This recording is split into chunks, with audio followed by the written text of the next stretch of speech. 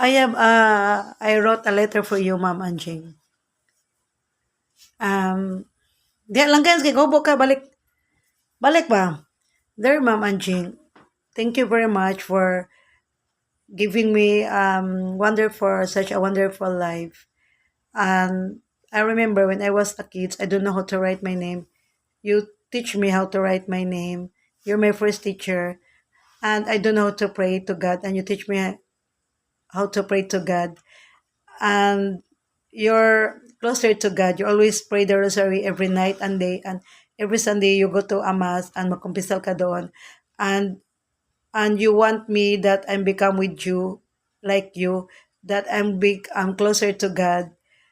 And you teach me how to become a better person.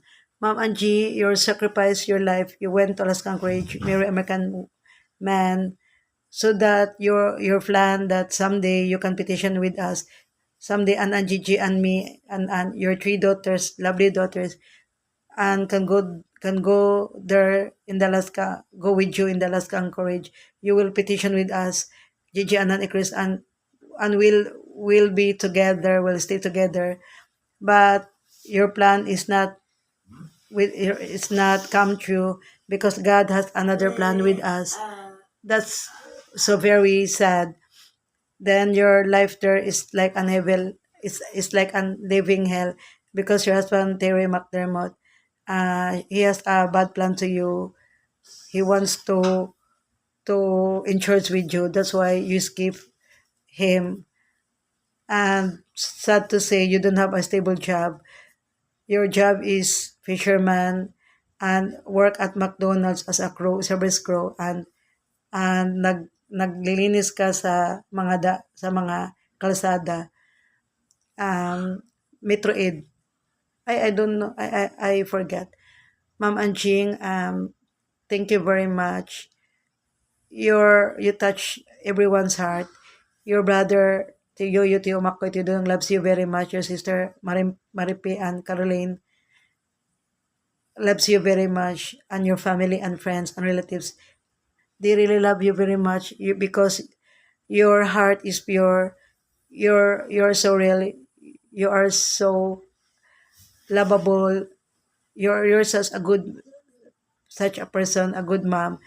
You're the best single mom I ever had. Then every time I have a facing my struggle, problem, big problem in my life, you will there, always there for me. If I have a problem, upside and downside moment in my life, then even though you're so far away, we are part away. Even though you're so far away, a million time, thousand times. Even though you're stay at far away places, a cold places, somewhere in the Alaskan Courage, then your surroundings, the black bear, the brown bear, and the white bear, and the husky dogs like wolf. It's so scary.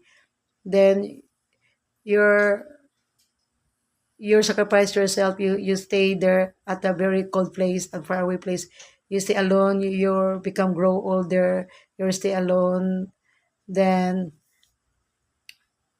the reason why you go to Alaskan Ridge, marry foreigner, American man, because I remember before when I was a kid, I asked your mom, please don't go there at the Alaskan Ridge. You stay with us. Then you tell me, I want to go there in the Alaskan Ridge.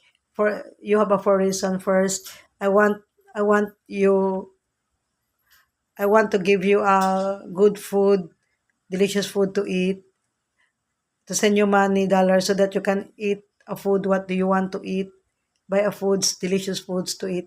Then second, you can buy expensive dress, a nice dress to wear, a clothes to wear. Then third, so that you can study in elementary, high school, college, in the prestigious, expensive school, private school.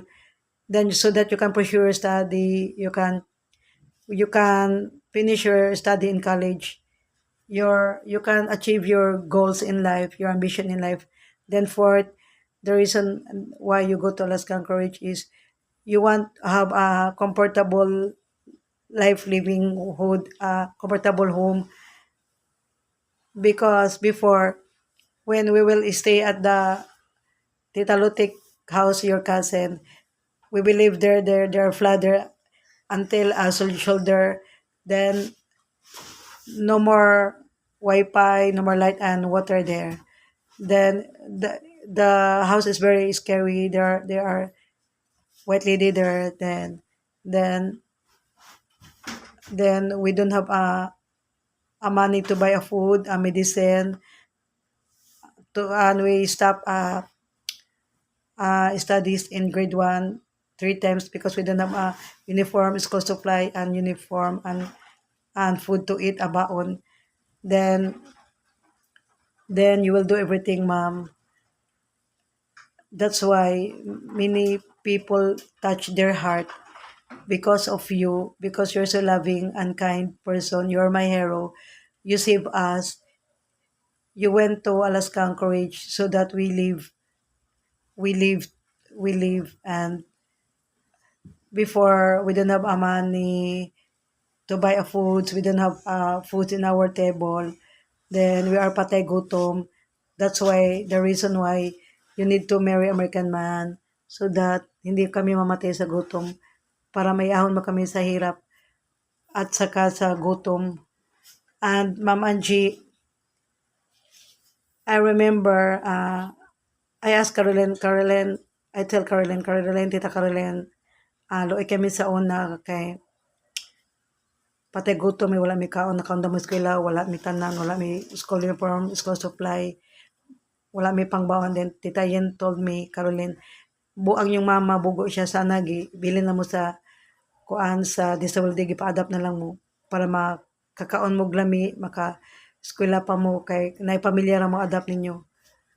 But your plan is not like thinking of the Caroline. You're so different, ma'am. You fight yourself, then you tell me, Anna, if your problem, you fight, don't surrender, fight lang. If you have a problem, go to church and cry and ask the Lord for help. Then, Ma'am Angie, you teach me because you want I'm a better person when I'm grow up. Mama Angie, I was 11 years old and Ikris is 5 years old. Gigi is 12 years old. When you left us, you go to Alaska Anchorage. And for me, you will sacrifice yourself to give us everything, to make our life easier and magaan. And binigay mong lahat na wala sa atin, ma'am. Pagkain, magandang tirahan, schools, para makapag-aral kami, and damit, kasi wala tayong apat dati, ma'am. Lahat binigay mo. Tiniis mo lahat. Kahit mawalay ka pa sa amin, kahit hindi mo kami makita, kahit hindi mo kami magabayan sa paglaki namin, tiniis mo lahat para lang mabuhay kami. Ma'am Angie, kung hindi ka nagpunta sa Alaskan Anchorage, ako, Angie J. Chris, ikaw, sana matagal tayong mamatay. Sana dati may tulong yung gobyerno, may sila purpose. Dahil single mom ka, may 3 anak ka, Ma'am Angie J. Chris, so qualified ka talaga single mom. Sana may financial silang tulong pera. At saka may single mom na tulong financial. At saka dati may boys town na, at saka girls town. Para doon muna lang kami ibilin, ma'am, kasi doon sa girls town makakain pa kami ng 3 beses sa isang araw, tapos makapag-aral pa kami, tapos magkasakit pa kami, may doktor na magpunta doon para i-check up kami sa mga sakit namin. At saka hindi kami malungkot doon, ma'am. Happy kami kasi magsama kami 3 magkapatid, Gigi, Anna, ni Chris. Sana may boys town, girls town. Sana may financial ang gobyerno dati sa single mom katulad mo, ma'am. Ikaw lang mag-isa, kawawa ka, ma'am. Tapos 3 kaming anak mo. Buti hindi ka nabuang, ma'am. Iba pa yung ina, nabuang na, pinatay na lang nila yung 3 anak nila. Siya napakamatay. Kasi na-depressed na, frustrated na. Diba? Paano mo kinaya lahat yun, ma'am? Nag-isa ka lang, ma'am, single ma'am. Tapos, wala kang bana, yung mama, papa mo matagal nang namatay, maagang namatay. Yung kapatid mo naman, mga brother mo, walang work. Tapos, kasi hindi sila nakapagtapos ng pag-aral nila. Tapos, yung Caroline mo, sister mo, nasa London, gusto niya tumulong ka, so wala siyang work. Tapos, wala siyang choice kasi ayaw ni husband niya nga si David Donovan. Yung British yun, ayaw niya. Masama rin ugali eh. Ayaw niya tumulong ka. tumulong siya sa atin, ma'am. Kaya ma'am, napakahirap na buhay natin. It's like a rat. Mahirap pa sa daga.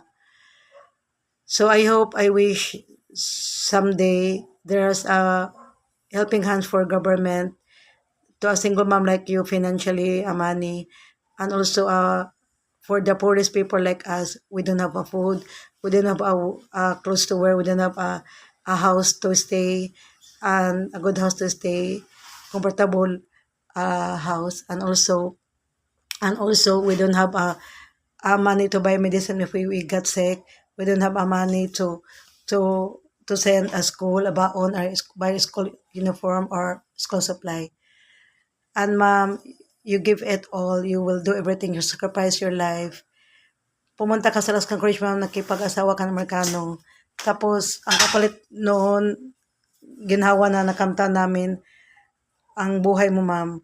So to say, you cannot go back here in the Philippines. You cannot visit us until you become old, growing old, then until you will die. Last September 13 this year, 2025 at 3 p.m. the Las Cancourage.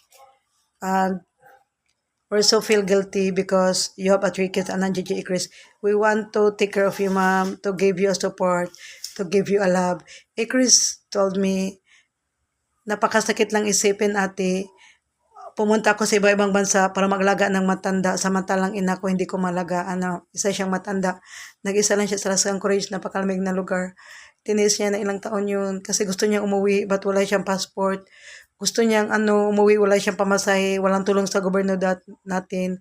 Mayaman ang gobyerno natin, maraming mga politika, mayaman, martista, pero walang tulong. Minsan humingi ako ng tulong doon sa vlog ko sa YouTube, Facebook, pero hindi sila nakinig sa akin. Nobody will listen to me and give money, help para makauwi ka, ma'am.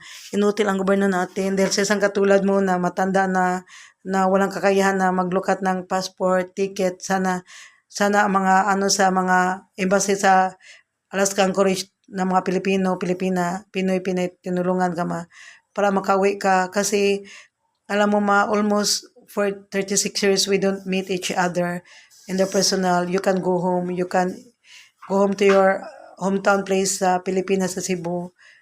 Kasi dati, before, I remember the government, we don't help us. And now, your situation, nakakaawa ka, wala pa rin tulong sa gobyerno. At saka, ma'am, I have a car, golf car, automatic, and magaling na ako mag-drive nito. Isang hand lang ginagamit ko. And I use a one hand. I have a Corolla Altis, a white car, ex-taxi. And I know to drive a manual car, ma'am, because I already studied in the driving school in the manual, ma'am. Then how I wish I can drive a car. Then I'm a driver. You're my passenger.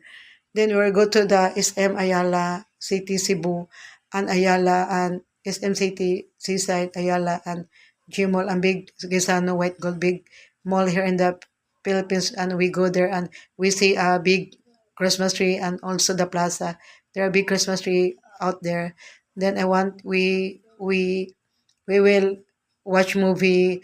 Then we will go to the food court. We will eat a lechon pak show and the munggos na mismo na mga gulay, utan Bisaya, at saka we eat the lechon pak show and the steam rice to provide seafoods. Then we will eat delicious foods and we will buy expensive clothes and sandals and bags. And we will wish that Temerpi go with us and your all grandson, si Sean, Lance, Tuski, and Clark, Jansen, and your three beautiful, lovely daughter, and Gigi, Chris, and me. We will be together in the mall. We will eat there in the food court in the delicious food, and we buy expensive clothes to wear and bags and dress. And all of that we will only wish and dream because it will not come true. Because we will not go home, ma'am, because we don't have a passport and also plate sa aeroplano. That's why you will stuck there in the Alaskan Courage, in the far, far away places and cold, cold places, and scary. There's big bear there going to your home, black bear, brown bear, and white bear, and also scary wolf like husky dog. And mom, I would like you to know I'm very happy and that you give me a birth and I was living here in the earth. You give me a birth. Without you, um, I'm not here also in the earth. Mom, if I'm die and if I live again tomorrow, I want you will still my mom. But I wish on that time we'll not separately to each other. We will be together until we'll grow old and die. Mom, just please wait for us and Gigi Chris and your all family, friends and relatives, and your all grandsons. Someday will know, I know that we will meet again in the souls in the kabilang buhay. And on that time, we will never separately to each other. We will live unhappily forever and ever. Mama G, I would like you to know that you give me a strength. You're my strength, my hero, and you you. That's why I'm stronger because of you. That's why I have a high confidence because of you. Mom said to say I can cook you a cake. I'm delicious. My cake is delicious. I want to taste it for you. And also Gigi, she will know how to cook cake and masarap din siya magluto ng ulam. She will delicious. Her food is delicious. Ma'am Angie, I really thankful that you given me such a faith and nice day also. Thank you for sending me private school in Salazar and, and high school Ma'am Angie in and high school Ma'am Angie in in Southwestern University in Cebu from somewhere in the RLU and Cebu Institute of Technology in the CIT and also Gigi in San Carlos, Chris in high school, elementary, she studied at CIT, and high school, Immaculate Heart of Mary, and UV, and CIT, and also St. Paul. And Gigi, she studied San Carlos, Gosay. I studied at college in San Jose, and me in, I studied in, I studied in, in Tawantang Hymns. I studied in Vélez College in Ramos and also in Asian College. Thank you very much, ma'am. Because of you, Gigi, she's bright person, woman. She finished his study. She can achieve her goal. Unlike me, I'm graduated in college in computer science. I'm graduated also in college. Thank you also, ma'am. Thank you very much also, ma'am. That